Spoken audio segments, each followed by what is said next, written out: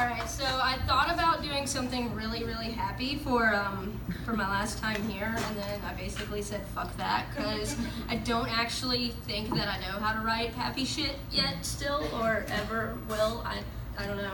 I don't know if there is happy shit out there in poetry most times, but anyway, so this is called I Was a Fallout, and I did this weird thing with spacing this time, hoping that it would help me read better, but I don't think it's gonna work, so we're gonna try something new today.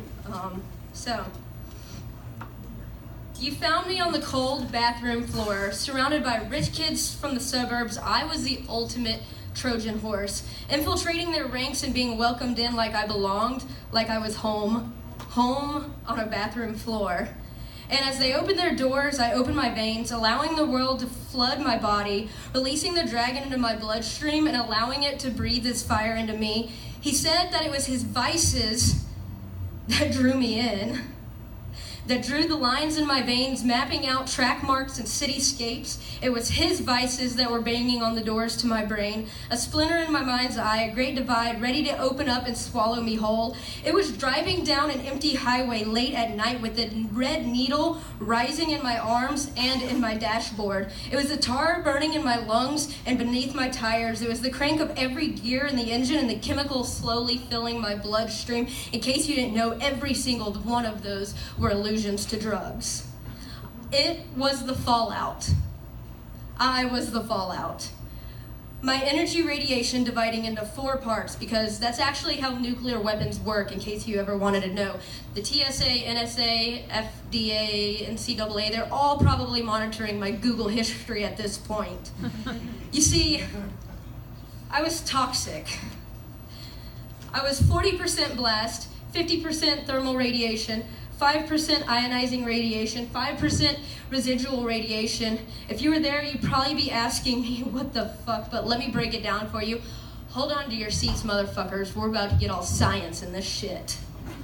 You see, first there's the explosion. That's called the blast. This is where heat and radiation come together and send a shockwave into the world around me. This was the initial fall. This was nights screaming and clawing at my doors, watching as my grandfather pulled me back in, begging me not to leave and saying that he had absolutely no clue what was going on.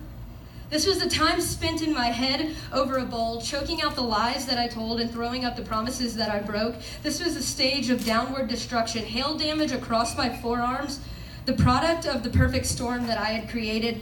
This was the hurricane raging inside of me, translated into months spent sweating it out, enough water and salt to flood the earth and break the dams, releasing havoc on everything and everyone around me. This is what the definition of hell is. You see, after that, though, comes thermal radiation, and this is where it gets really fun, all right? In any nuclear detonation, this makes up about half of the energy that's released in an explosion. This is the heat, the fires burning deep inside, igniting from the tip of a burning cigarette. These were the lighters that were passed around on bathroom floors, pocketed from friends and lost through the holes in the bottoms of grass-stained denim pants. This was the bright red of stoplights that we refused to acknowledge, charging full speed ahead through the intersections, knowing exactly of the outcome, what kept us jaywalking through the streets at a snail and tortoise pace, not hesitating for oncoming traffic, whose lights radiated around us. This was the explosions that kept us warm as we tribbled through another night alone, but we were never alone because we were always together. But sometimes the most alone that I can feel is when I'm trapped inside of my own head, screaming in a fucking crowded room when it's completely silent and all you can hear when they say, "Are you okay?" is, "Yeah, I'm just tired." But I'm never just tired. You see, our minds are shouting lies. This is the last time. It's always the last time. But no, this is actually the last time. Well, that's kind of what you said last time. I quit, I give up, I'm through, I'm never going back. All of them a lie every single time. Next, there's the ionizing radiation. These are the rays that make up only about 5% of the entire detonation process, but that hasn't stopped scientists from posting bright yellow and green warning signs on every x-ray machine in hospital wards visited for every overdose, every panic attack, every stomach pump, every time that I heard the phrase, "You have to fucking eat something," or "What the fuck were you thinking? How many Tylenol do you actually need?" These were the x-rays that I saw, or that saw straight through us. writing out our stories in transparencies, black and white, plain as day, the film strip illuminated by the fluorescent lights, buzzing like our insides, butterflies with razor wings, the cut marks on our soles to match our wrists, more like killer bees. Are those even a thing anymore? Their stingers filled with the poison injected into our bloodstreams, the poison that killed 3 of my friends in this fucking year alone, and we're not even through September. This was the outward manifestation of our inward chaos, grinding teeth and sinking cheeks. They say that you can't actually see x-rays, but whoever the fuck is saying that must have never looked in an addict's face when they finally get their fix. Because if you want to see a real skeleton, walk outside these doors and ask someone where to buy heroin in the city. Because skeletons that we know aren't preserved in museums or proudly on display in research labs. No, they're walking among us. They're chasing the dragon on every sharp turn of tightly stretched collarbones and jawlines sharp enough to slice those cocaine lines, eyes sunk deep like the bottles that we put to our lips every night, trigger happy fingers twitching around our necks, gripping tighter and tighter as if we're trying to choke out our own lies. There's 5% that's left over. This is the cleanup.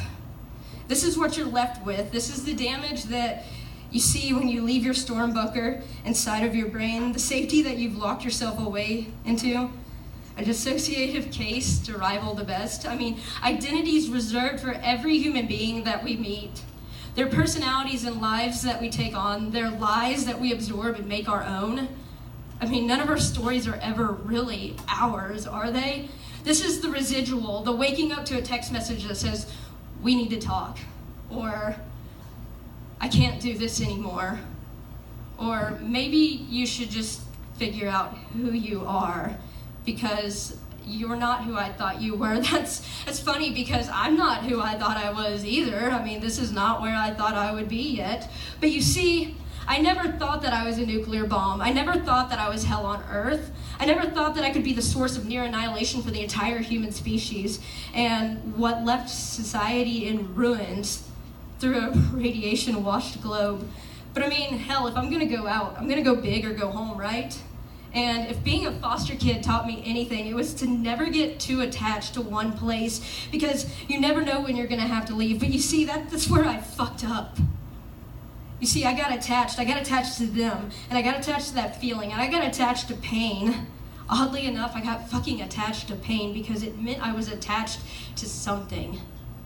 And from that moment, the moment that I rolled my stupid fucking wooden horse through those gates and onto that bathroom floor, offering myself as a sacrifice to whatever gods they were worshiping sprawled out across their altars, I knew that I was fucked. And no matter how hard I fought, no matter how much I kicked and screamed and cried and complained, no matter how hard I tried, I was trapped. I was trapped on a bathroom floor. And finally, I found out why they call it a trap house. Because once you go in, you never get to leave. Even when you walk out, even when you're clean, even when you're sober and 7 years have gone by, you never get to leave.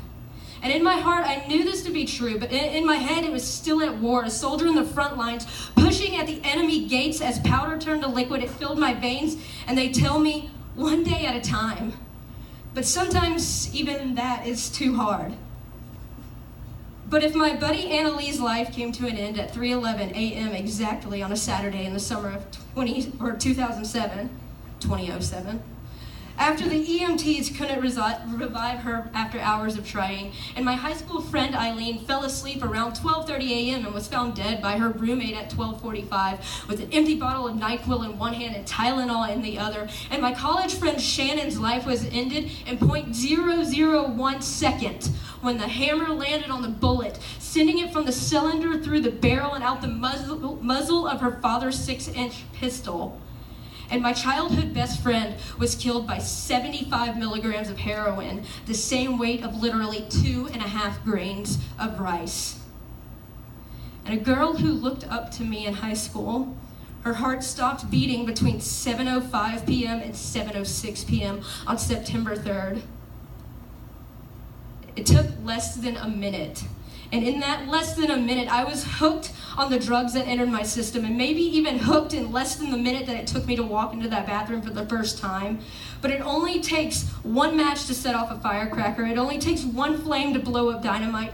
And while it only took one flick of a flint of the wheel of a lighter to detonate my life, melting the powder to fill my lungs to capacity until I could no longer handle it, it only takes one missile to quash a rebellion.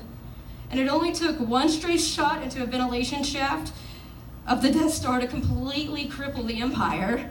And if you think about it, just like my friends, the fall of Rome literally happened in that 1 second, that 1 minute, 1 day at a time. I mean, I was there.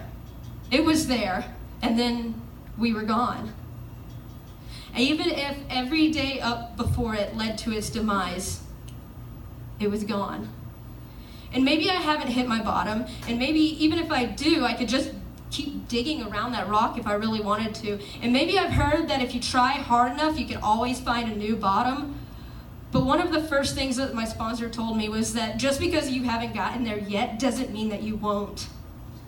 And I'm not sure that my body can handle the heat of the core of the earth. I'm not sure if I can handle one more time out there in the streets, and I'm not sure if my high school friends and my college roommate and my girlfriend can handle one more death.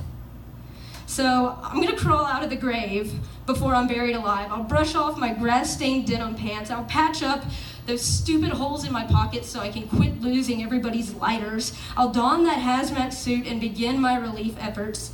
And just because cleanup is hard, and just because it's long, it doesn't mean that it's impossible. And even if only one person survived the only 2 nuclear conflicts to ever occur, which, by the way, that poor bastard was in one city when they blew it up and moved to the other fucking city, and then they blew that shit up and he managed to survive both of them. And motherfucker died of cancer. I mean, if that isn't romance, I don't know what is at this point. But you know what? Those odds are still enough for me to not give up. I mean, dying of cancer and surviving 2 nuclear holocausts is kind of badass. So sometimes it may be 1 day at a time, and some days it may be 1 second at a time, and that's perfectly fine. And in case you're wondering, I'm alive, and I'm sober, and that's better than before, and I hope you are too, because I'm not a fallout, and I really don't think I can take another one. Thanks.